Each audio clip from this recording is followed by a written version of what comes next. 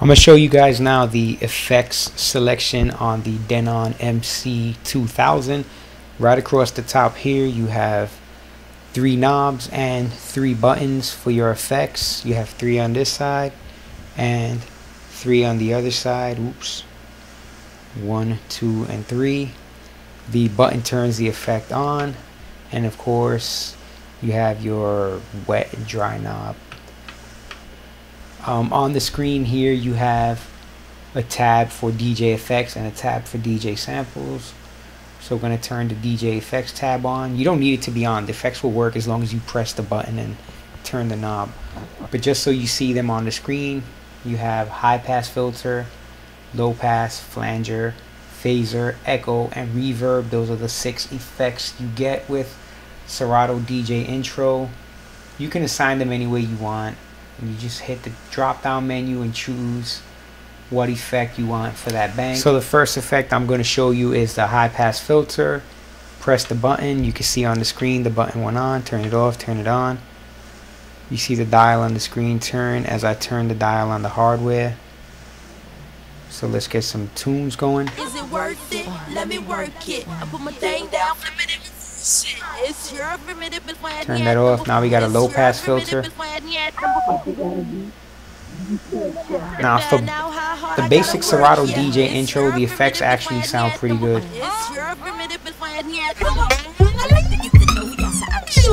That is the flanger. When you upgrade, you get the better isotope effects.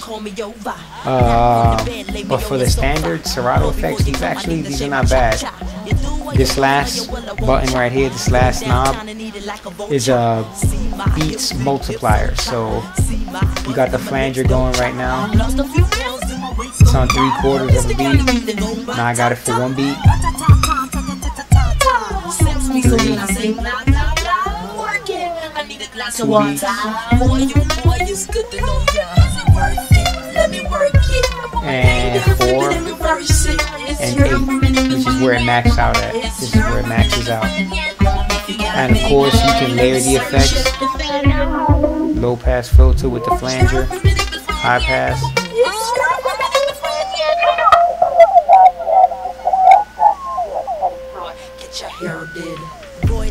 And I'll switch over to this track. And right here we have the phaser.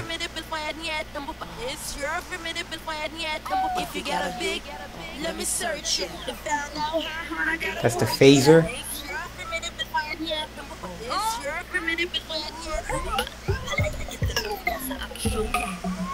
Right there, that's on all the way. 8 beats. That's all the way to the other end, which is 1/8.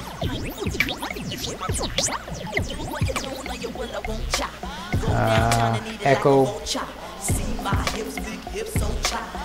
Whoops, wrong knob. Turn the echo from 1A to 1 beat.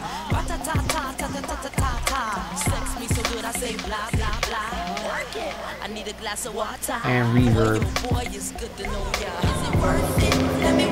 Alright, so one thing to note about the effects is that they are not post fade, which kind of sucks.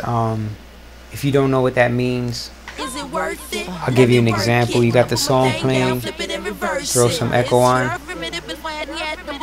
If you move the fader across, the echo doesn't continue.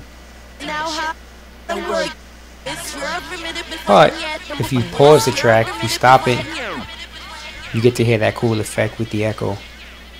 Doesn't work with the fader though, or the up and downs.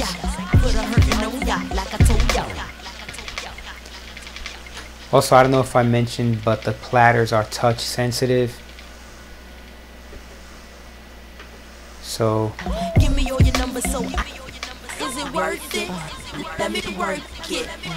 you can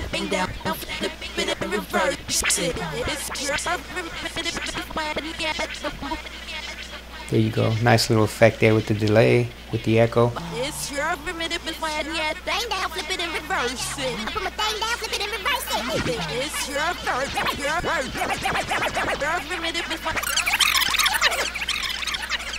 So the echo sounds good, just it's not post fade. Same with all the other effects. Got the reverb. Move the fader, no reverb. But if you pause the track, you get that nice little reverb. Sounds like you're in a big hall.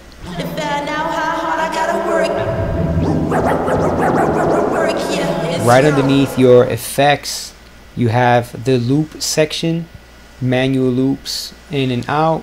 And if you want to do an auto loop, you can set the length of the loop with the plus or the minus. So if it was set to 4, you hit the minus and it would go down to a 2-beat loop. You hit it again, it goes down to 1. Hit the plus, it goes up to 2. You hit it again, it goes to 4 and to 8. And that's pretty much where it maxes out. That's very limited for the loop section. Again, for basic stuff, it's fine. Let's give it a shot. Exit out the loop, hit the auto exit. Now if you want to do alright,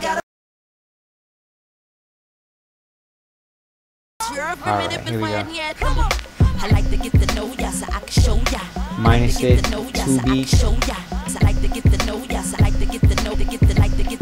And that's it. You can't go any shorter than that with the auto loop. And you cannot go any longer than 8 beats. But here's something I found just messing around with the controller. If you set a manual loop, there we go. Alright, that's a manual loop right there. If I hit the plus, it'll double the loop. So from 4 it went to 8. If I hit it again, it goes to 16, 32, and it'll keep going. If you see this over here, this little blue section, it'll keep going. The loop will keep doubling. And if I hit the minus, it'll keep going smaller. Half. And this is the smallest it gets on the auto loop, but I can go smaller with the when it's a manual loop.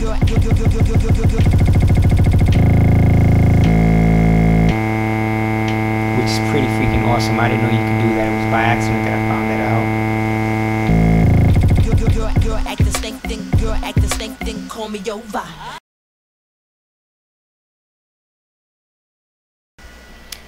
Right underneath your looping section, you have the hot cues. You can set them on the fly.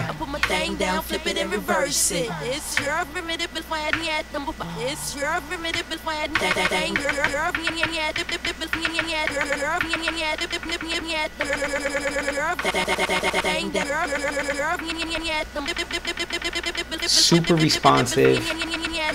The buttons are great. I don't know if you want to be mashing like crazy. This is not what this controller is made for, but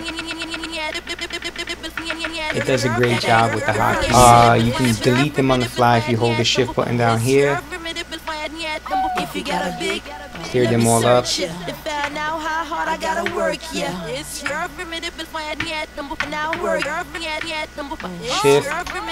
just delete them all.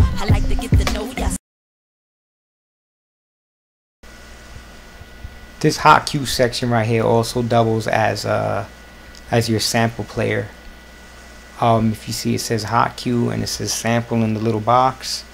What I'm going to do is I'm going to go up on the screen and switch from effects mode to samples. Over here it says effects, and then right next to it it says samples, and there you have your samples.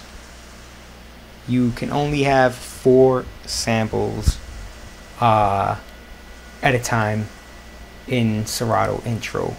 That's it. You only get 4. So what you do is, to switch from hot cues, you have this button here where it says sample mode. You press that button and a little red light goes on. I don't know if the camera's picking that up. There's a little red light there. No light. Light. There you go. So that's it.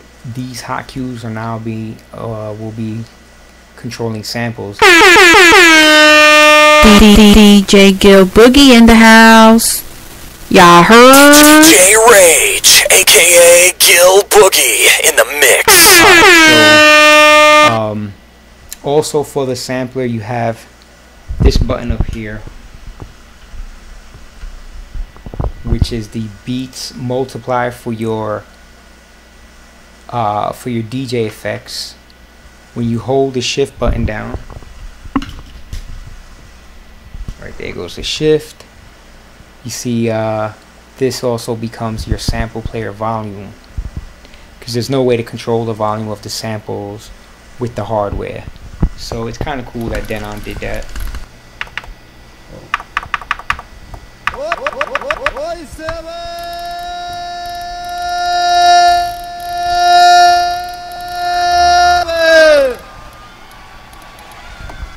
Now again, that's a master volume, so you're going to raise and lower the volume to all your samples. You can only have 4 samples, so whatever 4 samples you have in these banks here are going to be the same 4 that are on these banks here. You have the sample mode here, so if you're playing a track on here, you can switch this from hot cues to sample, and you can use this deck to control your samples. Or if you're playing a track here, you switch the hot cues to the sample, and now you can trigger your samples with these buttons as opposed to triggering the hot cues when you're in sample mode.